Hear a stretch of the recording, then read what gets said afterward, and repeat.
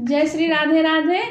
हम आप लोगों को एक सिंदूर बहुराई गीत सुना रहे हैं, जो इसमें सिंदूर विवाह में सिंदूर बहराया जाता है, चाहे बुआ बोलती है, चाहे भाभी, चाहे दीदी, हाँ बढ़ाया जाता है। उसी के उपलक्ष्य में हम गीत सुना रहे हैं। अगर हमारा गीत आप लोगों को पसंद आए तो चैनल को लाइक और सब्सक्राइब जरूर करिएगा। जय श्री राधे राधे। सिंगोरा लेहले बुआ रानी ठाड़े जी, घूंघटा उठावा बेटी से नूरा बढ़ाई जी, घूंघटा उठावा बेटी से नूरा बढ़ाई जी।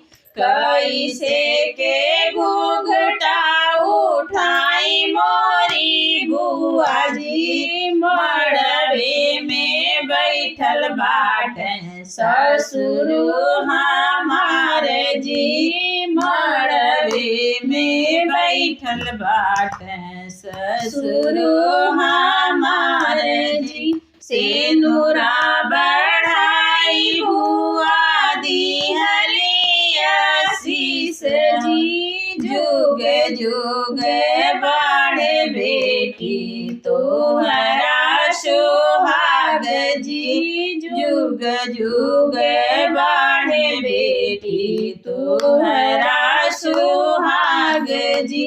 हथवा सिंघोरा लिहले भाभी रानी ठाड़े जी, घूंघटा उठावा ननदा से नूरा बढ़ाई जी, घूंघटा उठावा ननदा से नूरा सुधारी जी।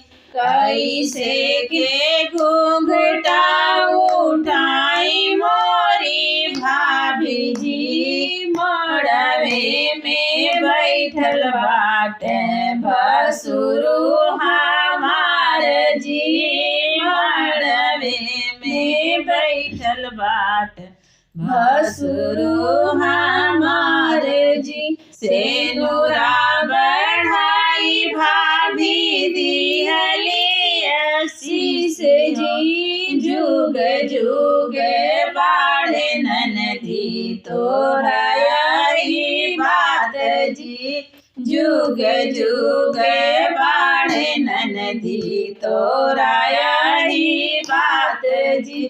हाथ में सिंगोरा लिहले दीदी रानी ठाड़ जी, घूंघटा उठावा बहिना से नूरा सुधाई जी, घूंघटा उठावा बहिना से नूरा बढ़ाई जी। कैसे के घूंघटा उठाई मोरी दीदी जी, मड़वे में बैठल बाटे ससुरे के लोग जी, मड़वे में बैठल बाटे ससुरे के लोग जी। सिनुरा बढ़ाई दीदी हले आशीष जी, जुग जुग चमके बहिना सोला हो सिंगार जी, जुग जुग चमके बहिना सोला हो सिंगार जी। हथवा सिंघोरा लिहले भगवानी ठाड़ जी, घूंघटा उठावा ननदी से नूरा बढ़ाई जी,